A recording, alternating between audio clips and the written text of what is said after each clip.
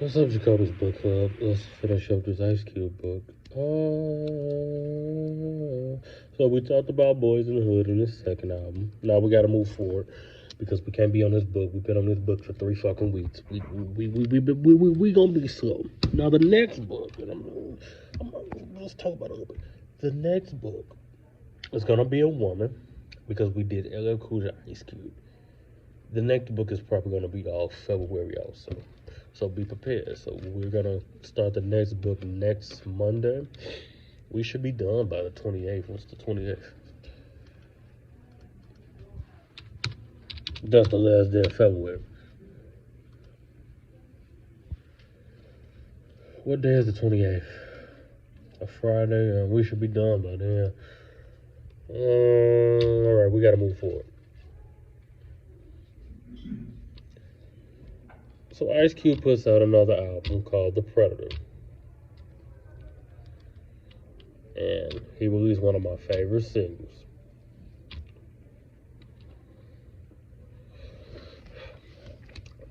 Now, people don't like the album The Predator, and they talk about it. Here we go. But alongside the Rage is still him. With the album's most memorable song, It Was a Good Day. One long side walk when we got to listen. The song was released as a single on February 15, 1993, and became Cube's biggest hit to date. Hold on, let's pause. Let's go search up what it charted.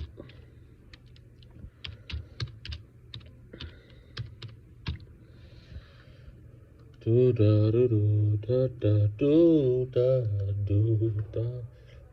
It peaked at number 7 on the R&B charts and number 15 on the Hot 100. That's some bullshit. God, people are so Billboard is so. It's about the politics with Billboard. It ain't about the performance. Its popularity stems on the first listen from a beautiful soul loop on which it resides a common underdue bass and an organ sample with a cool female vocal and a childlike, almost Disney style vibe. In fact, the sounds are lifted from the Isley Brothers. So what they say with this album is Predator, his third album. Ice Cube wanted to do more 70s style songs, R&B. He wanted to tone down his image a little bit. He's still talking about fucking nigga bitches and smack, you know. But he wanted to tone it down. I mean, R&B and rap was mixing together at the point. One Sexy Mama, two silky smooth soul cuts on which Cube slow, almost hesitant raps sit perfectly. But it's cements of the song which sold to American public. Ice is telling the story of a day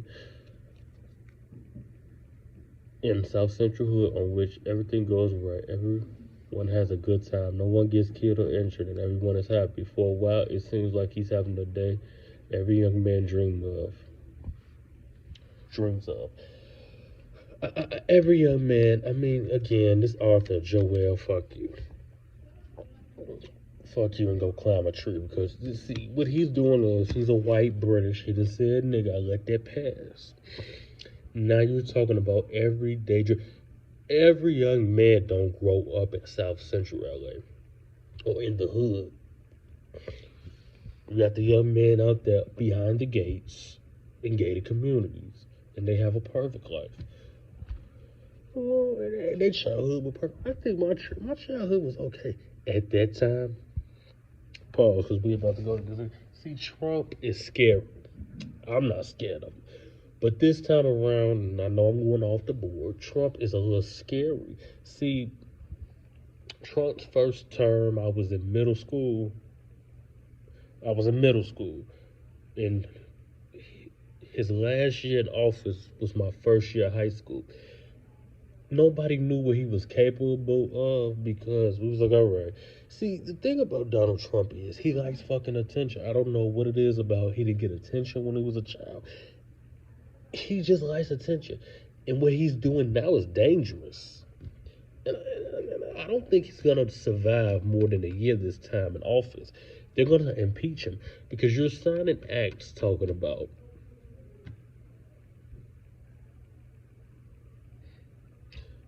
only one gender can be recognized. Now, I'm no homophobic. And I don't know about them trans. Everybody's human. I believe that everybody comes from the higher ups God. But you gotta let these people get their rights because they deserve them. Everybody deserves to have freedom at some point in their life. Kids. And the sad thing about it is, these motherfuckers like really thought this man is the only president in history to get away with this shit. They found him guilty. And just because he won, he can't go to jail. Oh, America is horrible. It's like, in my humble opinion, in my honest opinion, I feel like America is in a bad decade right now. Since 2020 has started, it's just been a uphill, downhill battle with this country. It's sad. We talking about Ice Cube. How we get to Trump?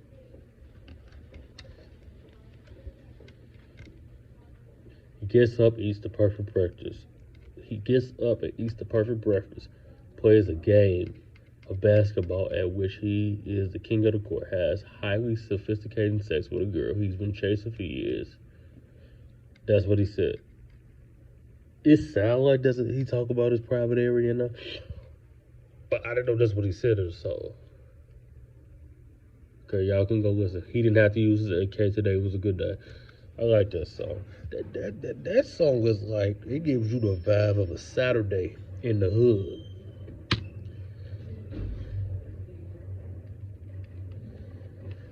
Okay, hold on. Alright, so his album, The Predator, peaked at #1 on the Billboard 200. Was his first album to do that. Now listen, while he's Ice Cube over there enjoying solo success, NWA didn't disband. Before, there were more important issues for the hip hop community to consider at this time. As 1992 drew to a close, Rolling Stone magazine noted that NWA had imperially seized operations. After some investigations by the press, a handful of interviews by Dre, Rant, Easy, and Yellow, it emerged that the rumors were in fact correct. The blend had split.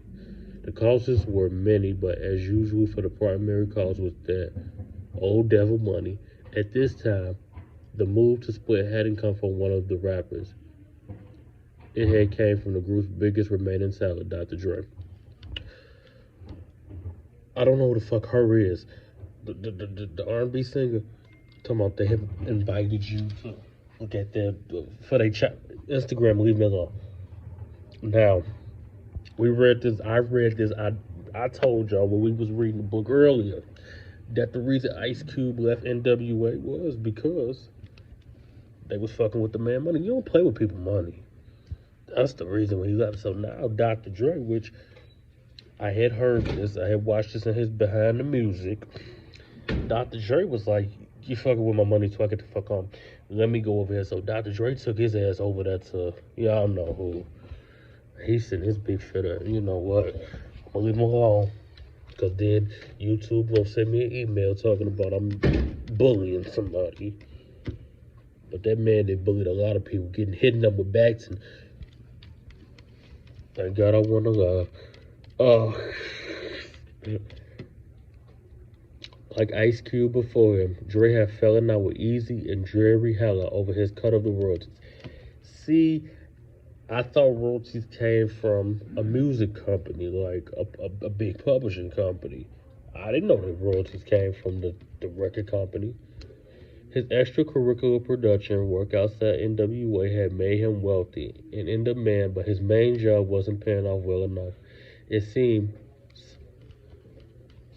and as he had plans for a solo album, his logical choice was to leave the band in mid-1992. No official statement was made by NWA for some time, who were considering the way forward, but with Dre's departure, it was apparent that the band's driving force was gone. Easy, Rent, and Yellow each decided to draw a line under their controversial act and embark on solo careers again. Pause, I talked about this. If it was Ice Cube and Dr. Dre run that whole group, First they had Ice Cube left. They weren't really doing good. Then they get Dr. Dre. Easy E can rap, but he wasn't over there writing rap. We read that. Go back and look at the videos if you need a refresher. We read that shit. Ice Cube wrote his rap on Boys in the Hood. To me, that's when ghostwriters, if another nigga is writing your shit, and I'm not saying there's anything wrong with that. You gotta give them their money. You gotta give them the royalties. Ice Cube is smart. See, he's a Gemini. 3 S signs. Aquarius, Gemini, Libra. The S signs, the air zodiac signs, don't fuck with our money.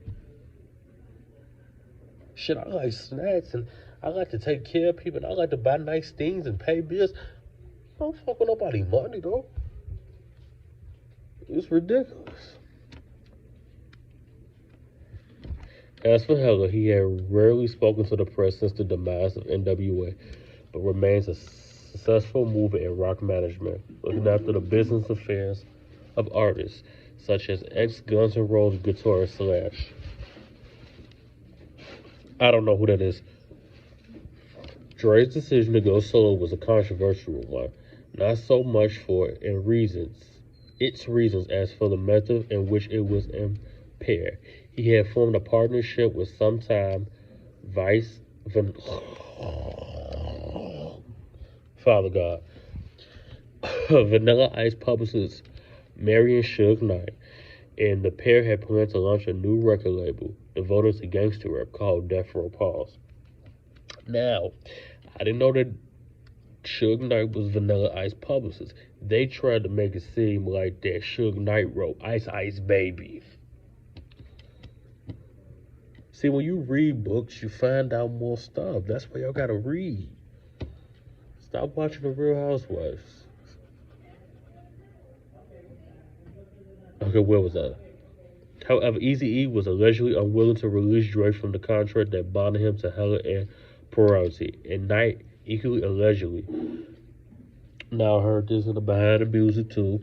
Eazy-E was like, "You cannot leave me." So Dr. Suge Knight with his send his boys over there, and you know what happened. They beat his ass. And I'm not trying to beat him, but that's what happened. Go watch Straight Outta Compton, and you see they beat his ass. Now, movies, you know, they depict what happened. But in real life, that probably was horrible. I mean, listen.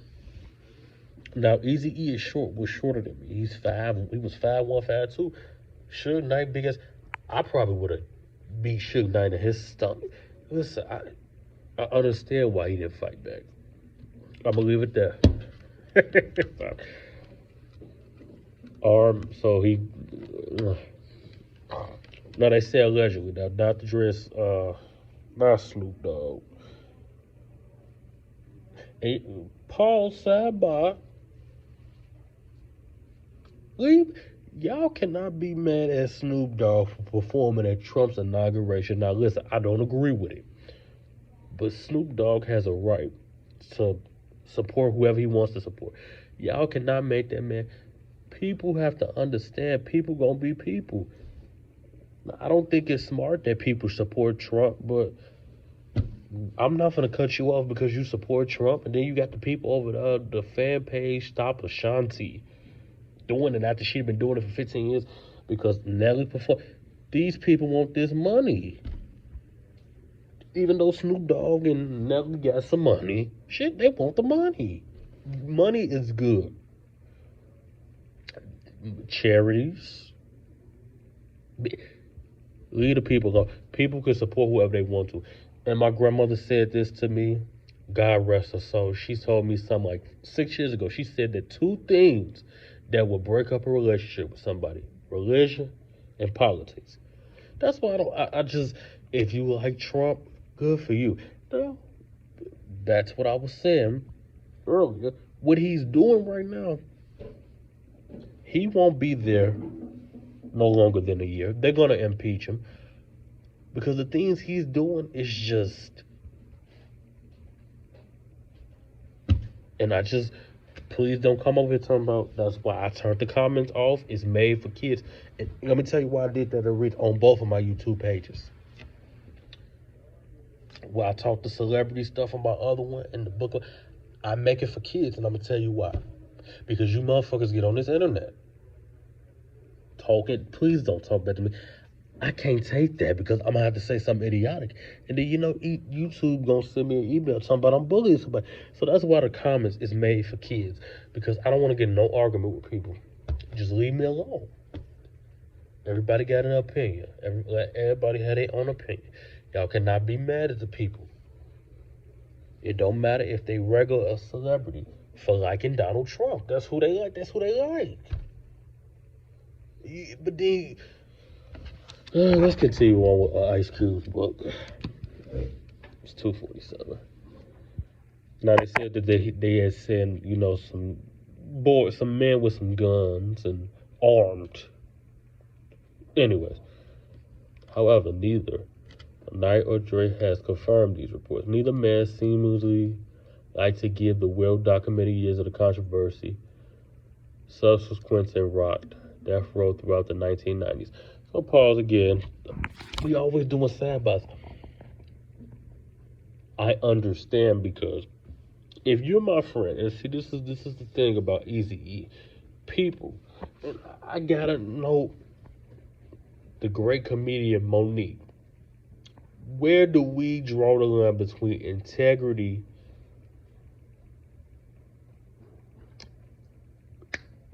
I forgot the other word. Your integrity, your subconscious. Because it don't matter who you are. We all got to pay for the stuff that we do. It don't matter how long, 10, 20 years, it can come back.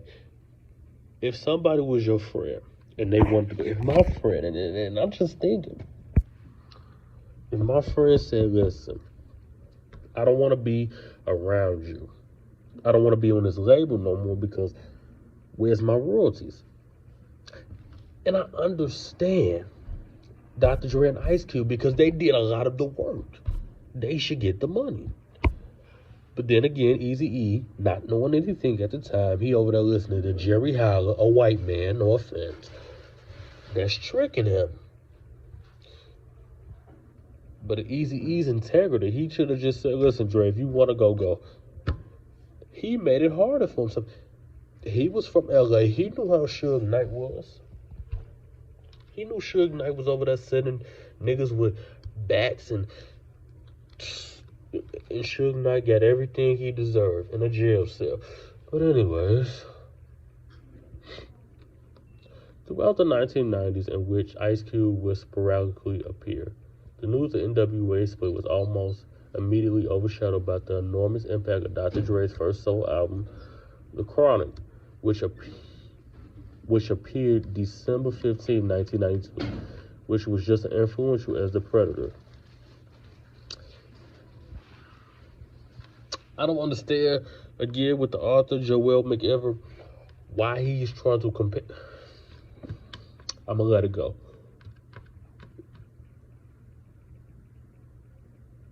The Chronic was even bigger seller than The Predator, entering the R&B charts at #1 and rapidly going triple platinum, boosted by the sales of Dre's single Ain't Nothing But a G Thing.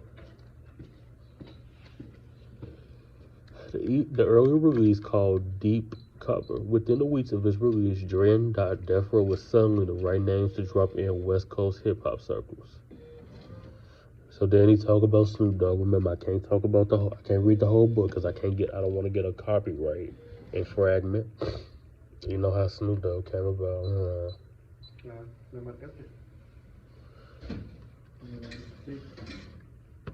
Meanwhile, The Chronic dominated the American album charts into 1993. With The Predator is more violent but equally funky lean writer. The two albums came to be regarded as the vanguard of a new type of hip-hop, lumped under Dre's G-Funk umbrella, but with a wider resistance that the label, the music, and the lyrics were simply more throughout than the brutal sentiments of gangsta rap classes like Straight Compton, America's Okay. So, Ice Cube is more like, listen, I don't really care. I'm not gonna go against him. I'm out of my own business. I got other stuff to do. See, Ice Cube was like one of them, like LL Cool J and some of those rappers that didn't want to get caught in that East Coast West Coast shit. They was like, no. All right, if you have already not done so, tell a friend and tell a foe, because it's important over here to us. Make sure you always read the book. Okay, hold on.